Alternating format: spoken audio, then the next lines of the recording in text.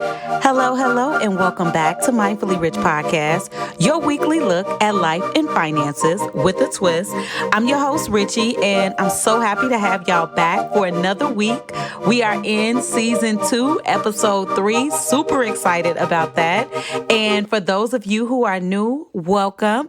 If you're not following me on IG, make sure you check me out. I'm at mindfully_rich_podcast, and more content is coming. I told y'all, this is a one-woman show. Give me some grace. It's coming, okay? And when it comes, it's going to be good, okay? I'm just trying to figure it out right now. So once again, thank y'all for being here. And I got to let y'all know a discovery that I found out about y'all as the listeners, okay?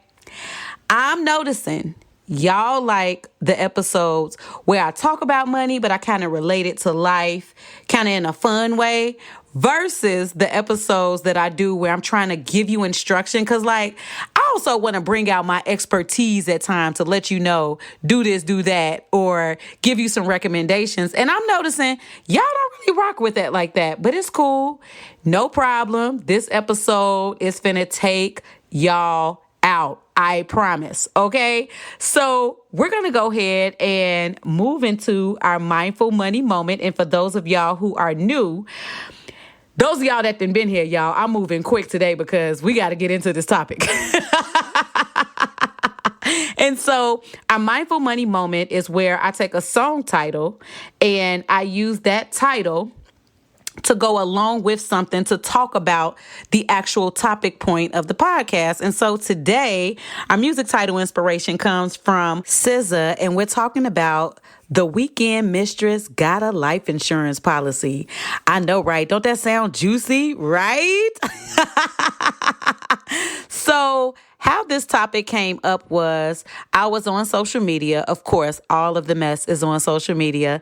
And I was perusing IG and I was on Baller Alert's page and I ran across this post where there was a woman talking about that she was a mistress and she had a life insurance policy on the man she was with. And so for reference, I want to let y'all know what a true mistress is because I know people use this in the context of girlfriend and boyfriend, but a mistress is a woman who is with a married man, okay? Married, okay? And so this video was posted originally back in 2016. But it was reposted by Baller Alert, I think a couple of days ago. And so I wanted to talk about it because she mentioned life insurance. And so, you know, me being a person I am, I got to make it educational, although it's messy. But I also want to give another disclaimer and say, by no means am I applauding mistresses. Am I on the side of the mistresses? I'm not doing any of that. The bigger issue is talking about the life insurance policy. And so in the video, the woman was boldly saying that she was with someone, took out a life insurance policy on the guy that she was with, and then also that she had friends. She claimed that she was at the funeral of a friend who had a life insurance policy on a man. Y'all, when I tell y'all this was just a complete mess, it was just messy. All right. But what I wanted to tackle was the mistress having a life insurance policy on this married man. A lot of comments that I saw were stating how, of course, this is messy, but how can you do that? And so what it made me realize was a lot of people don't understand how life insurance works. And so for the most part, everyone needs life insurance. We all need it. It's not if, it's when something happens to us. Why would you want to leave your people, here to not have enough funds to bury you, to take care of your final resting place? That's just something you just don't want to do. But in this type of situation, when we're talking about life insurance, lots of people don't know that you can have as many policies as you want. And people don't know that you can take life insurance out on anyone that you want to take life insurance out on. But here's the catch. They also have to sign. So, of course, if we're speaking about adults, and in that situation, we're talking about a mistress who is with this married man, if she has a life insurance policy and she actually got the policy, he had to sign off on the policy.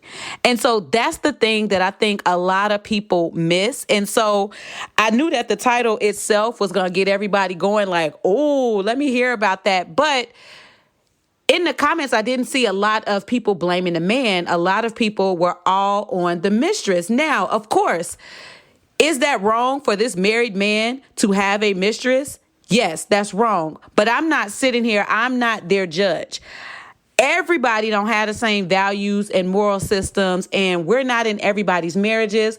We don't know what people put up with, okay? But I use the weekend because y'all know how the song goes. You know, I think SZA said, my man is her man, and her man too.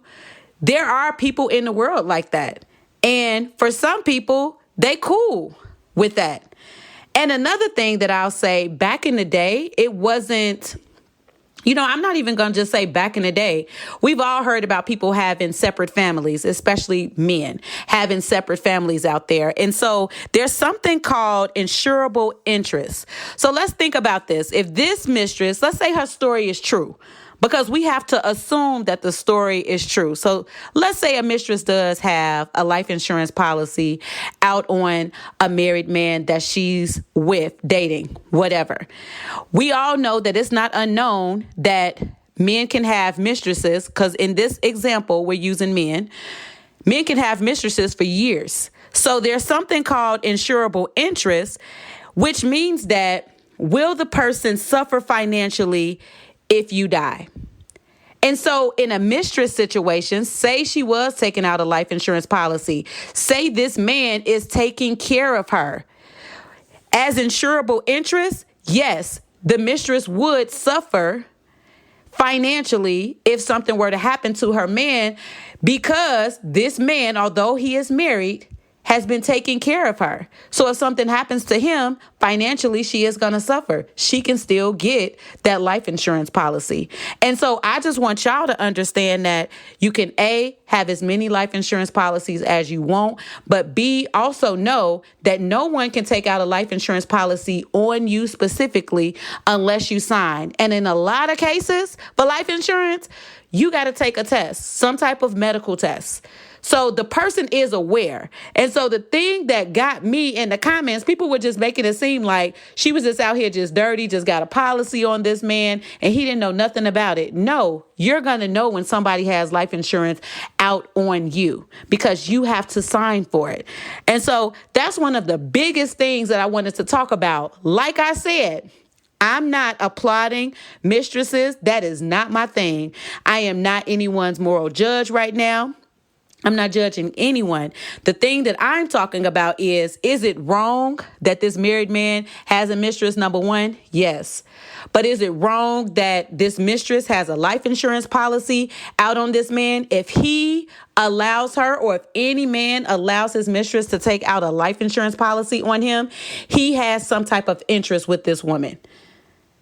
That's something that they need to deal with. And so, like I said, the bigger picture of it is understanding how life insurance works. And what a great way to start talking about having life insurance, okay? Because a lot of people y'all, this post that I saw on Baller Alert, it got so many views.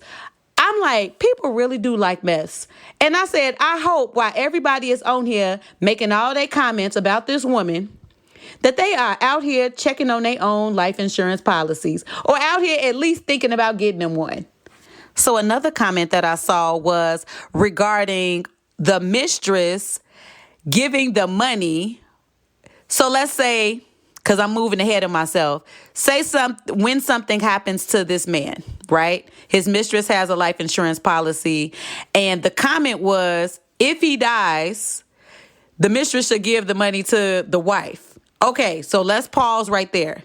Now we got to get into a talk of beneficiaries, okay? And so a beneficiary is someone that you name to get your funds from your life insurance policy when something happens.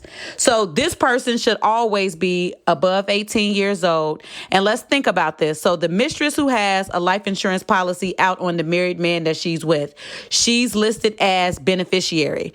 I'm pretty sure that this man who is married also has a life insurance policy that his wife is named as beneficiary. Because remember, I said you can have as many policies as you want. And so I'm pretty sure, I don't know this for fact, I'm assuming that the mistress is paying for the policy, the life insurance policy that she has on this married man. If she's paying on that policy, why is she giving the money to the wife? Now, once again, because I don't want y'all to get this twisted. Am I for mistresses? No, I'm not. I am talking about a legal matter at this point. Someone having a life insurance policy, being named as beneficiary, and paying for said life insurance policy. There is no need for that person to give funds to someone else unless they decide that they want to do that. And so when we're talking about beneficiaries, like, I know that if you're working, if you work a corporate job, or if you have a life insurance policy, you've had to name beneficiaries, and lots of people would name someone that's close to them, whomever it is that you decide that you trust. And so in this particular situation, if that man, because I'm telling y'all, this man, this married man who has a mistress, had to designate said mistress as his beneficiary. So once again, everybody still need to be making their comments at this man. Yo, what is you doing? Okay, but this is not uncommon, and I wanted to bring this to the table. And like I said, I like the conversation because it gets into what life insurance is, talking about the different elements of it as well. And so the beneficiary part, that's just a heads up. Everybody should be taking a look at who their beneficiaries are, because this also isn't unknown. So say you were married, you get divorced, and you've designated who your beneficiary is on your life insurance policy. Let's say through work or on your life insurance policy, you get divorced and you don't update that. So check this out. If you had your ex on there, so whether that's your ex-wife, ex-husband, if you have them listed, that's who's going to get those funds when something happens to you, unless you update it. And y'all, it's so easy to change beneficiaries. All you got to do, update the name. So that's just like, even in this situation that we talking about with this married man, he can easily call that company, because ultimately, although the mistress has the life insurance policy out on him, he can still call because it's on him and say, I want to designate another beneficiary. He can do that. That's up to him. So I just wanted to let y'all know how life insurance policies work and how beneficiaries work. And so, y'all, I told y'all, I prepared you for this, that it was going to be messy. And so we're going to go ahead and move into the financial self-care tip of the week. And since we're talking about life insurance, if you don't have life insurance already and you're listening to this, I want you to start looking into some life insurance policies. Y'all, life insurance is cheap. It's cheap. And like I said, it's not if, it's when something happens to us. I don't want to take us too morbid, but you just want to make sure that you're protecting yourself, you're protecting your family. I don't know who you will be leaving behind, but you want to make sure that you're not that person that's leaving it up to your family to have car washes, you got to sell fish dinners, you got to do a GoFundMe, you got to do all of the things when all you got to do is look into life insurance. Y'all, it's cheap, especially depending on how old you are.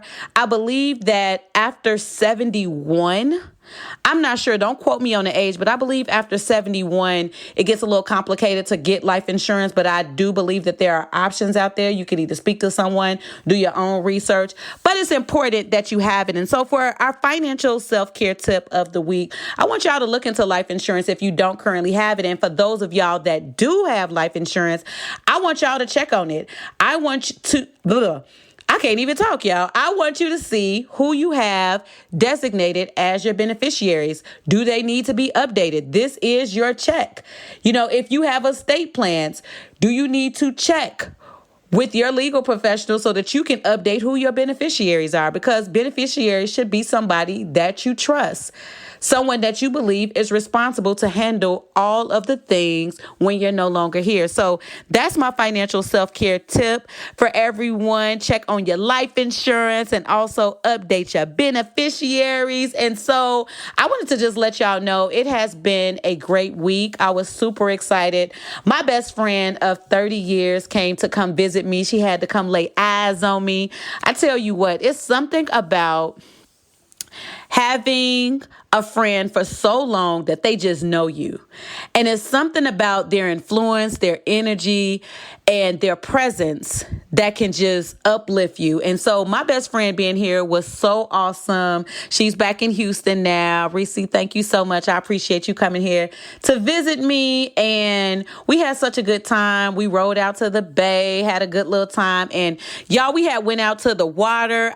Look. I told her, I said, look, God is here. Okay. I have never seen where the sky's blue was just as blue as the ocean. And it was beautiful. We prayed. She helped me get through some things that I was battling in my head. I told her, I said, girl, I hate that you had to come all the way here from Houston just to help me get through some things that I was battling in my head. But sometimes it be like that. And so I don't know who that person is in y'all life that can help you get through some things, but you may need to chat with them because COVID ain't no punk, y'all. We still going through this. Okay. I remember I started this podcast on March 9th. Y'all, we was in the beginning. I did not think that here we would be. What's this, September 22nd? And we still in it, y'all. So please make sure you are taking care of yourself mentally and physically. We can finally walk again outside. Out here in the California area, man, all these wildfires was crazy. I also want to give a big shout out to Metro Edge here in Sacramento. I did the Emerge conference. It's a professional development for young professionals. Y'all, when I tell you it was amazing, me and my co-presenter, we talked about the art of bravery. Our session was popping. We always have the good breakouts. And so that was so exciting. And just lots of good things was going on in my life, y'all. I truly, truly appreciate all of the support that I get on the outside and my big girl job and all the things that I'm doing outside of the podcast. And y'all, thank y'all for listening to the podcast and make sure that you're subscribing. Subscribe, write a review. Also share this podcast with others. And so trying to go to the top. So I am accepting sponsors now. And also if you would like me to promote your business on the podcast, make sure you send it on over to me. But y'all, that's all I got. And I ain't got no more, as one of my favorite YouTubers will say. So make sure you follow me on IG. I'm at mindfully_rich_podcast. And until next time, when I hit y'all with another one.